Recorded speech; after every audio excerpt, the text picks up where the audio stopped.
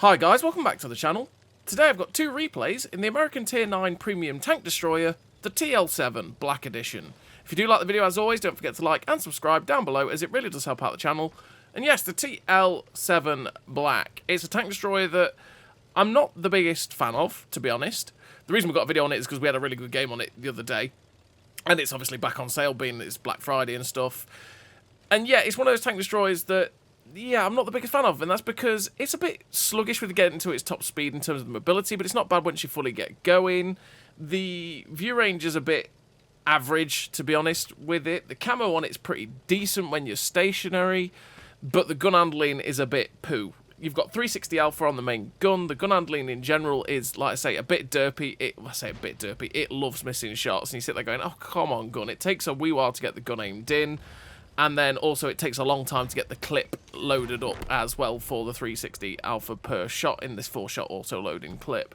It's one of those tanks that is, yeah, it's definitely a very, very mediocre Tier 9 tank destroyer. It's not incredible. It's not also terrible. It's not terrible at all. It can still be fully capable, as you're going to see. There's just a lot of frustrating elements towards the tank that is not I'm just not the biggest fan of it, generally.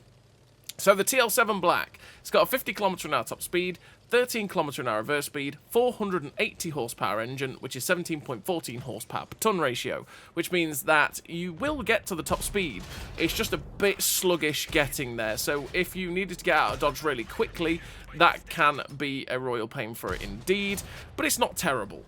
You've got 1.82 on soft, 1.05 on medium, and 0.96 on firm, so the terrain resistances for the vehicle are actually pretty decent. They don't hold it back that badly at all. 30 degrees a second on the hull rotation speed is a little bit slow to turn left and right for the tank, so it's not, again, it's not slow in turning left and right with the tracks, it's just a bit, it just makes it feel a little bit lethargic because it's not incredibly quick, like it might feel for a tank that's not really got much armour. 27.79 degrees a second on the turret rotation speed is actually pretty quick for a turreted tank destroyer. Generally, they're pretty slow in terms of their turret traverse, so that's not terrible. It's also not quick, but, you know, it's not terrible for a turreted tank destroyer. You've got 452 meters of view range, which, again, is very mediocre. It's only slightly above the actual view range, cap at 445. And the view range on this tank destroyer isn't the best in the universe. You've got 284 meters of still concealment, which is pretty decent, and if you use the bush cover and stuff like that, like this, you can shoot through it without getting spotted pretty easily, as your camo does work, but also gun handling, by the way. Ugh. That clip there was just ugh. But anyway. 330 meters of on-the-move concealment with the build that we run is not the greatest, though. So if you're in a bush, in your sniper location, you're going to be pretty good with your camo. But if you move any, because your still concealment gets worse as soon as you move, and obviously your on-the-move concealment is worse than your still concealment, as soon as you move the tank, your concealment rating blooms massively. So if you're moving the vehicle, it's likely you will get spotted with that 330. But the 284 when you're stationary with it is pretty good. You got a 1.2 accuracy during rotation, with a 4.8 accuracy during movement, which is really, yeah, it's not great. As a pair, it's really not very good, and it means the aim circle blooms out massively on this 120mm gun, meaning you've really got to wait for this gun to get aimed in to be able to hit your shots, as it takes 2.33 seconds to aim the shots in with the build that we run, which means you do feel the aim time because of how big that aim circle will bloom out with the accuracy during rotation and movement. And add to that, you've got 0.38 accuracy at 100 meters, and that's getting onto the derpier end of the scale in terms of the accuracy as well, and yeah, it can miss quite a few shots, this TL7 Black, which is added frustration when it takes a wee while to get it aimed in, and then also takes a wee while to get it actually loaded, and then you sit there and miss some of the shots. It can be pretty frustrating. You've got to sit there and make sure that you are getting these shots mostly aimed in, otherwise it will miss them, which can be, like I say, super duper frustrating for the TL7. As it does have this 4-shot auto-loading clip, which is 2 seconds intra-clip reload, which is really good. It means it pumps out these 360 alpha rounds really, really quickly, which is definitely great for the TL7. But the thing is, the 2-second intra-clip reload is faster than your aim time. So when you've fired, the aim circle blooms out quite a bit, and then you're not fully aimed in by the time the intra-clip's in. So that's part of the reason why the gun also feels a little bit more derpy in that way, because you're never fully aimed if you just hold the trigger down and fire the whole clip instantly. And you got a 38.35 second reload for this 120mm clip, which does take a wee while to get it loaded in. Does take a wee while indeed, and you will sit there twiddling your thumbs sometimes going, come on, tank, come on, come on. And especially when you, sometimes in those sorts of games where you're watching the games just disappear before you, it can obviously be a bit frustrating. And then, obviously, in terms of the fact that it is quite a long reload at 38 seconds, when the tank actually misses shots quite a lot, like this vehicle does, that can also lead to a bit of frustration for that as well. You got 252 penetration on the standard AP, which is pretty decent. It's not incredible, but it's not bad.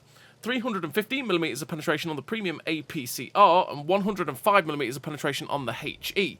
The HE pen for 460 Alpha is actually pretty good, but because of the fact that you only have 36 rounds of ammunition, generally don't take any HE rounds myself, because I just don't get a chance to use. I don't want to spend 38 seconds reloading the HE rounds for something that I'm not going to use that much, or I'm going to fire one, maybe two, and then that's it. So I don't take any HE rounds for that, because I'd rather spend them towards AP or APCR. But the APCR rounds, the premium rounds, are very, very good, because the velocity on them is very, very good. The penetration at 315 goes through most vehicles you're going to shoot them, like going through a mouse's turret cheeks there, as you saw, and they do butcher most things if you don't pen them with the AP. As the velocity on the standard AP is 1,060 meters a second shell velocity, which is only slightly above average and adds to the slightly derpy feeling of the gun as well, because you have to give a good amount of lead to be able to hit targets with this gun with those AP rounds and their velocity. And the premium rounds have 1,492 meters a second shell velocity, which is very, very quick indeed, and it means you don't have to give much lead at all to be able to hit your shots at distance, as that velocity is fantastic, and it generally makes the gun handling on the tank feel a lot better as well because of how the velocity is. That shot from the mouse took out my eye. How dare it? That's rude. We finished with the victory, the 0 kills, 4.5k damage, 198 assistance, the third class, 1240 base XP. Pretty decent game there for the TL7 Black in a tier 10 game on Death Valley. But yeah, generally with the TL7 Black, the other thing you get as well, seeing as it is a premium Black Edition tank, you do get a 25% silver earn rate as well, which means it does make a little bit better silver than most of the other tier 9 premiums. I mean, they don't have a silver bonus, this does. So it does make a bit better silver, but it's not incredible in terms of being a silver earner. But yeah, on the whole, like I say, this tank is a little bit frustrating for me personally. There's a lot of things that go towards it that can be a frustration. It's not a bad tank, like I say. It's a tank that can be fully capable, like you're going to see in this replay. And like so in the last replay, it's fully capable, even though we still have the frustration of the shots missing and stuff like that. The armour on the vehicle is also just a bit troll in the fact that it's not pure paper. You're not going to get penned by everything instantly. You might see ricochets off the turret front, for example, when you use the 10 degrees of gun depression. But you're never going to sit there going, aha, the armour on this tank is incredible, I'm going to bounce everything. Because if you try and do that, you're going to get punished quite hard, because generally it doesn't feel great in terms of the armour. So what do I run in terms of recruit and equipment on the TL7 Black? Well, I do run Born Leader, Situational Awareness, Camouflage Expertise, Green Thumb, Run and Gun, Snapshot, Radio Jamming, Trap Mechanic, and Rapid Aim with the GLD, the Improved Concealment, the Flash Hider, and the Optics. Optics to be able to get the 452 meters of view range, so I can at least try to spot for myself even when I'm moving or when I'm stationary. The Flash Hider to be able to reduce the effect of firing on my camo when I'm sat in my snipey location firing, so it's a lot harder to get me spotted, because it's one of those tanks that doesn't have much armor, so it's nice to be able to stay unspotted for as long as possible. Same as running Improved Concealment to get the best camo I can get on the tank at all times, as opposed to having to use the camo net, and then have to wait for it to settle, or wait the 3 seconds so that I can get the best camo, right? It means I'm always active no matter whether I'm on the move or not. It just helps both stats. And the GLD to get the aim time down as low as possible, because the aim time is not great on this vehicle, and if you don't help it, it can be a royal pain. Rapid Aim to make the turret traverse better, because naturally the turret traverse is not the best, as it is a turreted TD, but generally as well, it's nice to have it turn that bit faster, as it is a lot slower than the tracks. Personal preference. Track Mechanic is a personal preference as well. I like it because generally when I get shot in the side, this thing gets tracked all the time, and if I've already burnt my repair kit, it can be frustrating to sit there going, oh my god, please reload, please get the tracks back on, please get the tracks back on, and you take an extra hit or two. So I just run that because it always gets its tracks blown off. Radio jamming to get the tank unspotted 3 seconds faster, because that's something that's nice to do for the tank, because the quicker you're unspotted, the better for you as well, because you can get safe, or just generally not take too many hits. Green Thumb and Camouflage Expertise, naturally, get the camouflage better on the tank. Make it that more stealthy tank destroyer, and increase the camo while in a bush by 10%, which can be very, very handy for the vehicle. And then Run and Gun and Snapshot to get the accuracy during rotation and movement down as low as we can possibly, because we don't get the chance to actually run a gun stabilizer as well. And then the other two, situational awareness and ball leader, and that we take all the time. But there's plenty of different ways you could run this vehicle. There really, really is. You could end up dropping the improved concealment and the optics and run a camo net and binoculars. That is definitely an option for the TL7 Black, because you could get yourselves to those snipey locations, set up the camo net for 3 seconds, set the binocs for 3 seconds, and you can spot things at further distances and get your camo even better while stationary, which can be very, very handy. You could definitely drop Track Mechanic, because it's not a brawly TD, right? So if you're not expecting to get tracked too much, you could drop that for something like Comms Expert, keep things lit up a bit longer, meaning you get more chance to shoot them, or Supply Conservation to get food back faster, or even Armour Angling to reduce the amount of damage coming to the tank by 5%, because you generally get penned most of the time when you do get shot at. So it's really down to you and how you want to be able to play the vehicle. It really is. You can also run fire safety training as well, because the one thing that I did forget to mention is this thing does have a 20% internal fire chance, which is on the high end of fire chances, and it does get set on fire a lot, and that can be super frustrating as well. So that's something you can do on the TL7 Black. Plenty of ways. It's all down to you and how you're going to kit out the tank to get the best out of it for you, as the way I set it up might not be the best way for you, right? That's just the way it is. No one's really right or wrong on how these things get set up. So this second replay here on Pilsen. Pilsen's not the best map in the universe for the TL7 Black, because this thing likes to play a bit longer range, like you saw on Death Valley, where I'm not getting spotted as much, and I'm able to just keep putting out clips and not being the focus of people's attention, because as soon as people focus on you, yeah, it goes downhill pretty quickly for the TL7 Black. But the thing that goes in the favour of the TL7 Black with a map like Pilsen is the peekaboo, in the fact that I can just poke around a corner and go, aha, I've caught you out, and drop a clip into someone and then try and get back round a corner, as opposed to just being a fully open type of map. And what we're trying to do here is go through the middle of the map to go and get close to the guys that are camping along the 9 line, but as we went through that way, it was like, oh boy, that's a Gorilla 15. Oh my lord. And I've accepted the fact that I might actually take a hit there, and we dumped all 3 shots, and we got super duper fortunate that that Gorilla 15 did not just end up hitting us. He snapshot it. He full turret, full track traversed us, and snapped onto us, fired, and he got, to be honest, with how big the Gorilla's aim circle would have been there, he got fairly lucky that he even hit us. But we also got lucky in the fact that we didn't get penned there, because if that guy hits us, he should have penned us.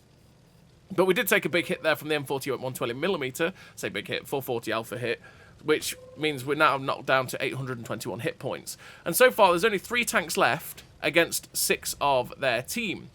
And we're at 4.2k damage with 1,021 assistance damage. And so we see that the TD in the corner at A7 is all alone. We know that there's not really anything else at the minute on the GHJ line, so what we're going to do is go try and support the TD if we can. Because if we can catch some people out and get some shots into them, and knock some of the HP down, that's more likely to win the game for us. Because again, we've still got a pretty nice clip. So if we can catch people out like Mr. M48 120mm here, thanks gun. Thank you gun, finally. I mean, the first one was a snap, but that's what I mean. If you don't get this gun fully aimed, it will miss shots. But yeah, we shut down the M48 120mm. That's 1 gun out of the game. Get 1 into the T30 there, meaning he is now a 3-shot, which means we have the chance to miss a shot, which is handy, because like I say, this tank likes to miss shots. So if we can make it so that if we even miss a shot, we can still have the chance to kill him, great stuff. And we got a shot into the Canon Jagdpanzer as well. My driving, wonderful, as always, as we drive into the warehouse there, and we're up to 5,023 damage with that 1,021 assistance. The Ruthless has come back this way, which means I'm hoping he'll delete the T30. Thank you, Mr. Ruthless. Absolute boss here, and the Ruthless is going to help us try and win this game as well. Saves us on a couple of occasions too. So with the T30 gone now, that's good. That's a big gun out. We're going to poke over the top of this ridge to see if we can find any of their team. I'm also worried about my ammunition count at the minute, because we've got 12 rounds of APCR left, and that can be a little bit awkward, because if we miss a shot or two and these guys are really healthy, it's not a good time, because we could end up running out of APCR, and then it leaves it down to the Ruthless, which we don't really want to do. You want to be able to try and finish off yourself if you can, or know that if you need to finish it off, is the way I'm trying to put it, that you can, not just, I've run out of ammunition, now I'm having to rely on somebody else. So we end up catching out the Canonium Jagdpanzer 105. Get lucky with the first shot hits. Second shot hit the floor. Third shot hits him. We were very fortunate there that that first shot even hit him, but that means we knock him down to a one shot now. And I decide, okay, Artie's hit me. Artie is actually towards where that Canonium Jagdpanzer is, because that's the only way he could have hit me there.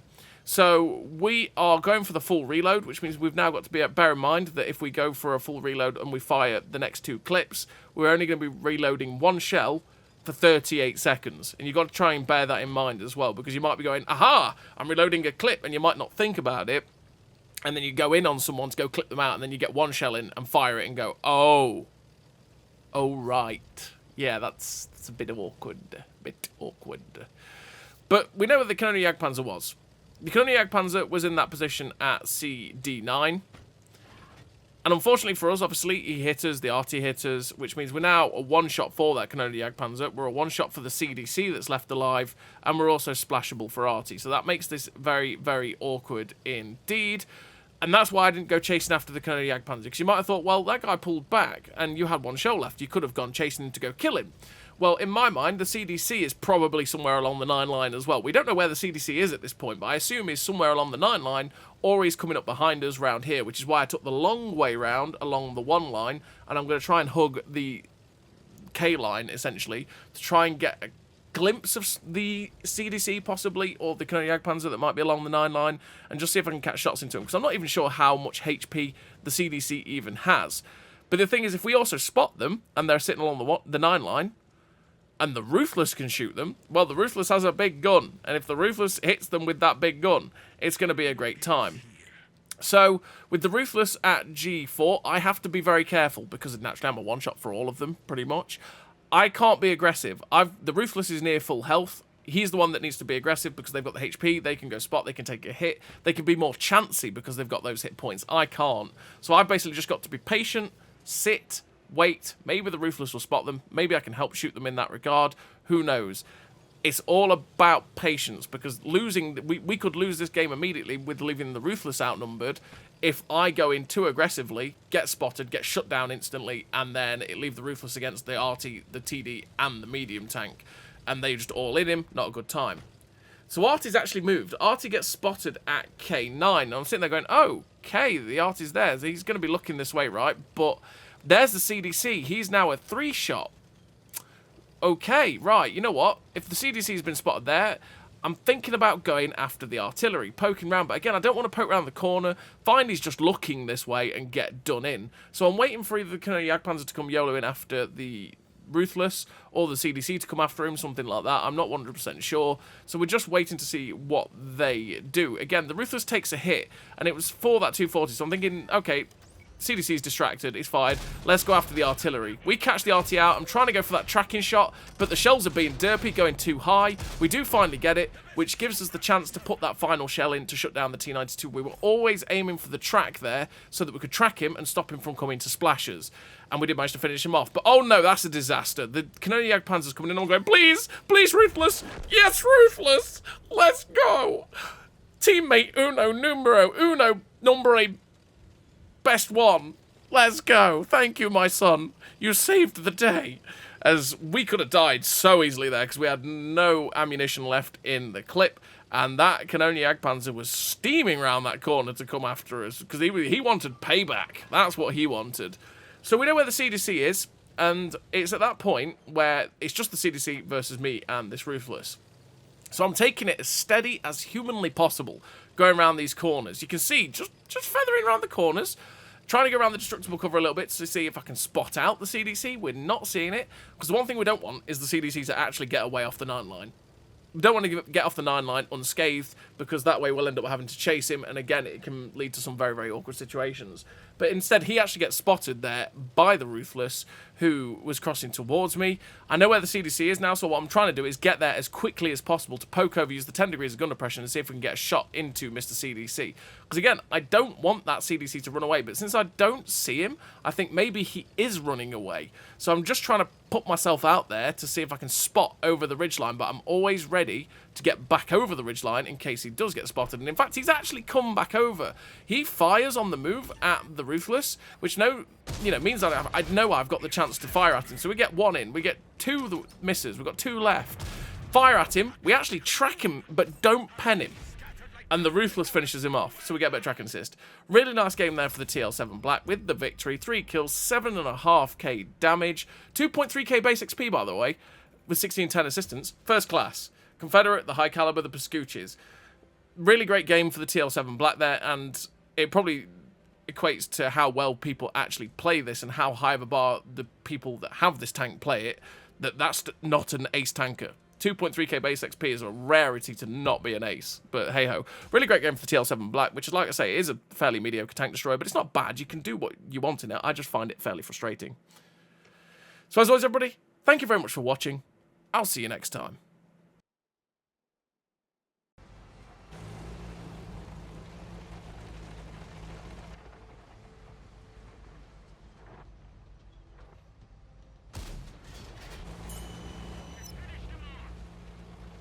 A great success!